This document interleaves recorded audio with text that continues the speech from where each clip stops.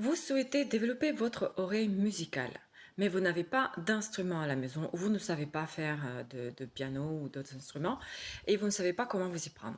Alors dans cette vidéo, je vous explique pourquoi développer votre oreille musicale, quelle est la meilleure façon de le faire, à mon sens en tout cas, pour que ça soit le plus efficace possible et que ça vous aide directement dans le chant de vos partitions.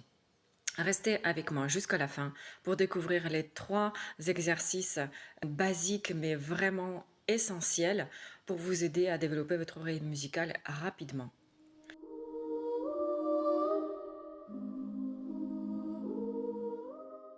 Je suis Nina Joussin, chef de chœur, chanteuse et professeure de formation musicale en conservatoire. J'enseigne la musique depuis 27 ans avec passion et j'accompagne des choristes amateurs comme vous depuis plus de 16 ans. J'ai été formée dans les conservatoires russes jusqu'au niveau doctorat en musicologie et puis en France à la direction des ensembles vocaux. Au fil de ma pratique, j'ai remarqué que les choristes qui progressent le plus vite, ce ne sont pas les plus doués ou qui ont le plus d'expérience.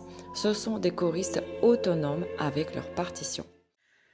Alors, on va commencer par une question simple. Pourquoi il faut développer son oreille musicale? En fait, dans la population mondiale, seulement une personne sur 10 000 possède une oreille absolue.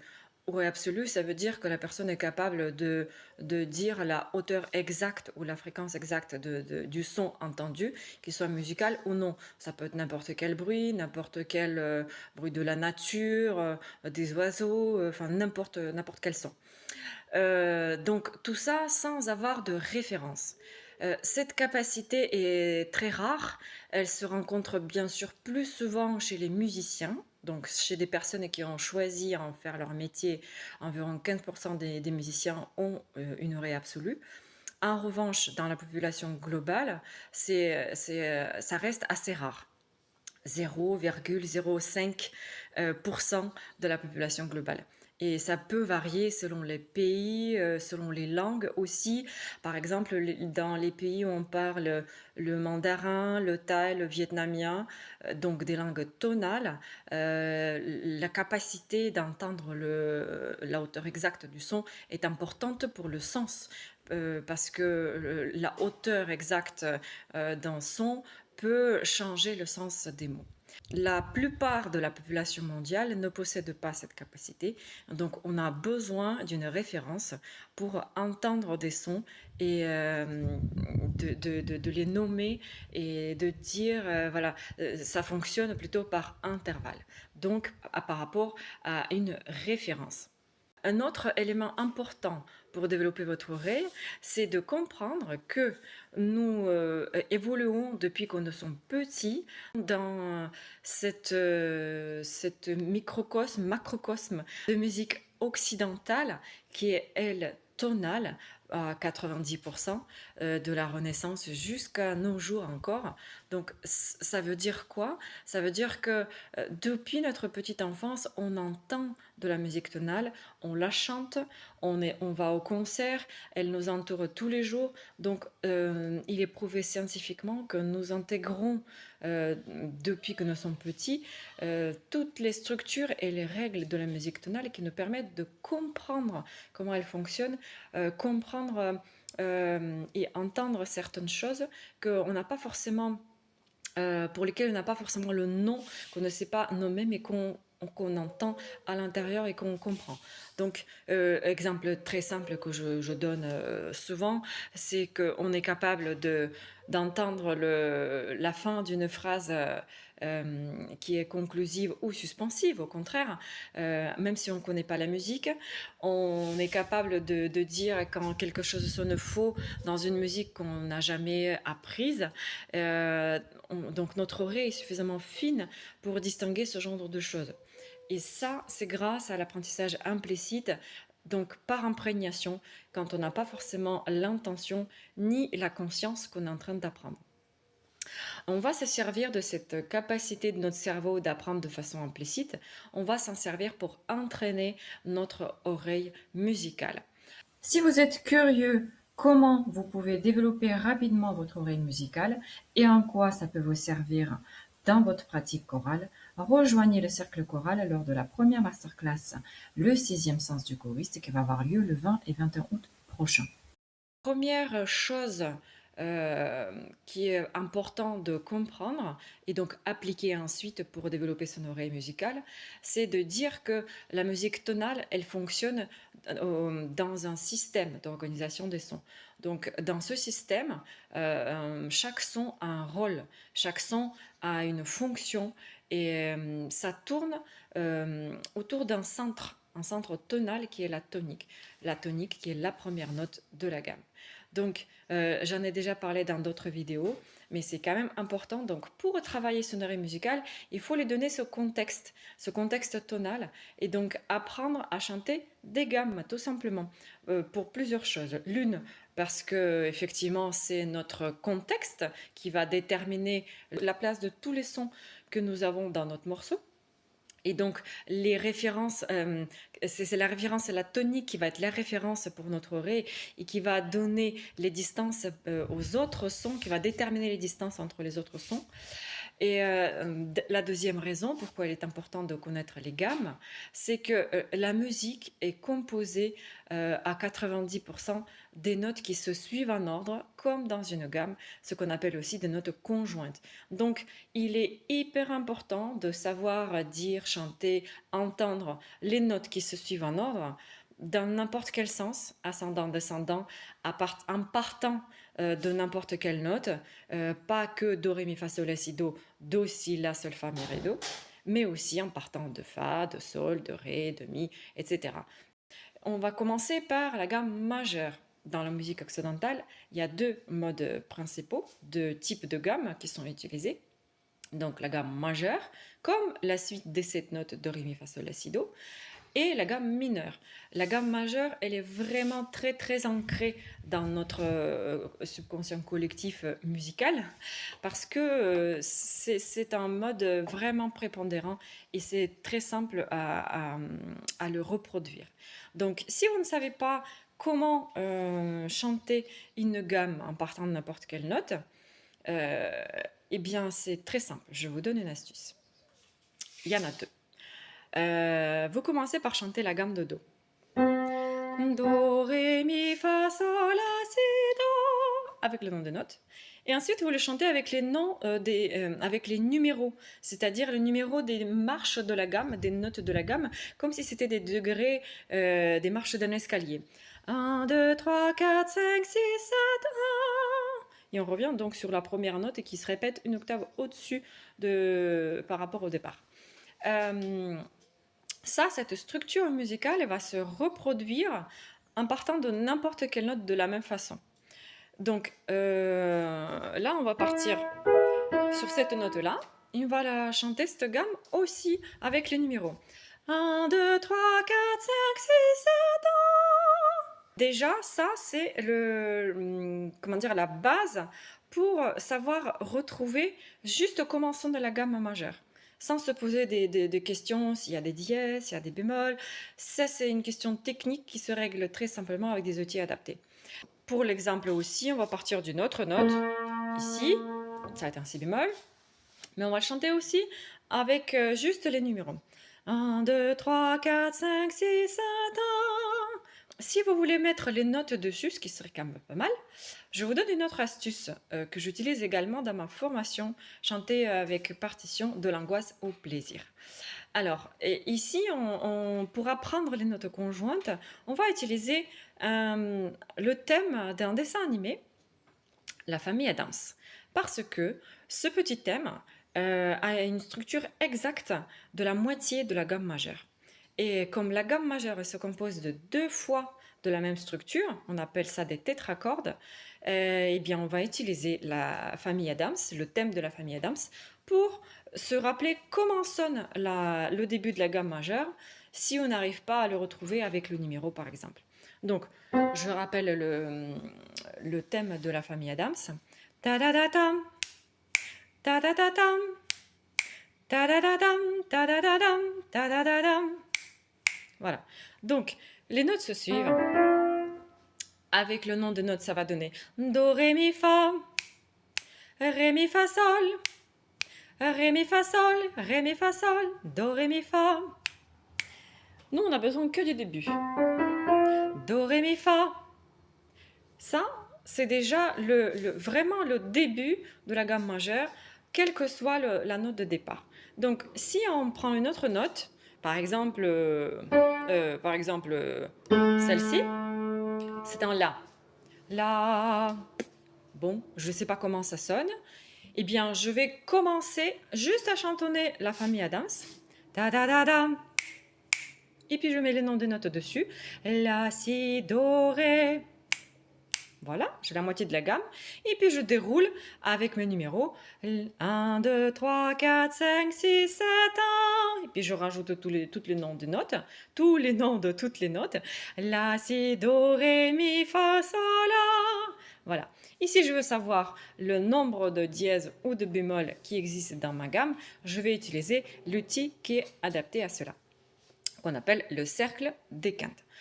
Le deuxième exercice pour développer votre oreille musicale, c'est vraiment de s'appuyer sur l'accord de la tonique, qui est un enchaînement de 2 tierces. Qu'est-ce qu'une tierce? C'est quand on saute une note. Ça, c'est un intervalle hyper important, au même titre que les notes conjointes, donc qui se suivent en ordre comme dans une gamme. Les tierces, c'est des petites briques qui nous permettent de construire tous les accords du système tonal, toutes les harmonies que nous entendons dans la musique tonale.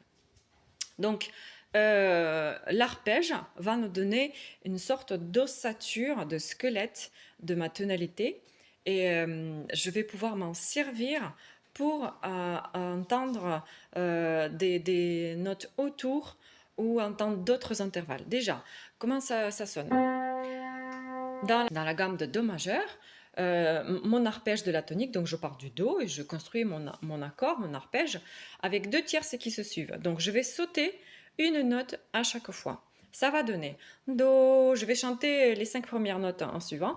Do, Ré, Mi, Fa, Sol. Et maintenant, je vais en sauter une sur 2 pour obtenir mes tierces. Do, Ré dans la tête, Mi, Fa dans la tête, Sol. Et ensuite, je vais chanter simplement l'arpège Do, Mi, Sol, Do, qui est la tonique aiguë. Et maintenant, je vais me balader sur cet arpège-là pour justement bien l'avoir dans l'oreille, bien l'avoir dans la tête et pouvoir m'appuyer dessus quand je vais rencontrer différents intervalles dans ma partition. Donc, Do, Mi, Sol, Do, Sol, Mi, Sol, Do, Sol, Do. Ça donne déjà un intervalle de quinte. Sol, Mi, une tierce. Sol, Do, une quinte. Sol, Do, une quarte. Do, une octave. Do, Sol, Mi, Do, Mi, une sixte, Do, Mi, une autre tierce. Bref, en faisant rien que l'arpège de la tonique, j'obtiens déjà plusieurs intervalles différents qui me permettent aussi d'avoir un appui important par mon oreille pour pouvoir entendre d'autres notes autour.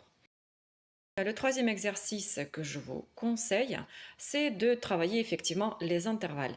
Mais je suis absolument contre de répéter les intervalles, les arpèges ou les gammes d'ailleurs, c'est tout pareil, de les répéter juste après avoir écouté le piano. En fait, rien que le fait de reproduire par imitation, ça sert pas forcément à grand chose parce que vous n'apprenez pas à entendre, vous apprenez à imiter. Et c'est pas la même chose. C'est comme si vous écoutiez votre audio de votre voix dans votre chorale et que vous reproduisiez par imitation. Non, si vous voulez développer votre oreille musicale et pouvoir entendre par vous-même, il faut effectivement essayer de mettre en place le mécanisme qui vous permet d'entendre. Donc déjà, pareil, 2 outils ici.